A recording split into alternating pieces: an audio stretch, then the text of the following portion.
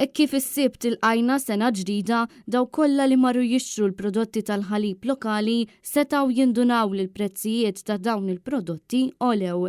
Fil-fatt fost id-diversi sidiet kien hemm il-prezz tal-ħalib tal-kulur li żdied b'10 ċenteżmi. Il-krema friska żdiedet b'40 ċenteżmu u l-butir b'31 ċenteżmu. Żdiedu wkoll il-prezzijiet tal-ħalib limited edition, il-ġbejniet friski, il-mozzarella, l-irkotta u anke l-yogurts. Jidher li l-kumpanija Benna bħalissa qed taffaċċja sfidi kbar kif qed jaffaċċjaw ukoll dawk li jrabbu l-baqar minħabba li żdied il-prezz tal-ġwies u l-għalef li ġej minn barra. Persuni li jaħdmu f'dan is-settur għallulna li dawn huma piżijiet li ilhom jikbru numru ta' xhur, iżda ftit li xejn qed isibu appoġġ min-naħa tal-gvern.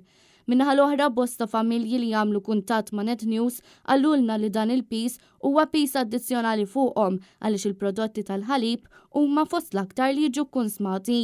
Li taħdem part-time spjegatilna l-frustrazzjoni għal fatt li l-Prim Ministru jiġi jiftaħar li jagħmel budget suppost bla taxxi imbagħad familja tibda tara dawn iż-żidiet bla doċċ.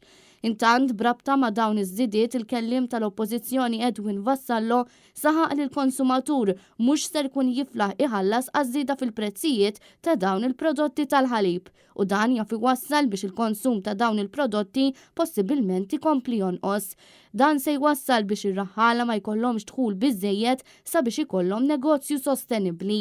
Id-Deputat Nazzjonalista sqar li l-Gvern ma jistax jibqa' dej qisu xejn mhu xejn u għandu jagħti l-għajnuna lil dawn ir-raħħala sabiex ikunu jistgħu jibqgħu għaddejjin bil-ħidma tagħhom li hija kruċjali għal pajjiżna biex jibqa' jkollna prodotti friski u ġenwini.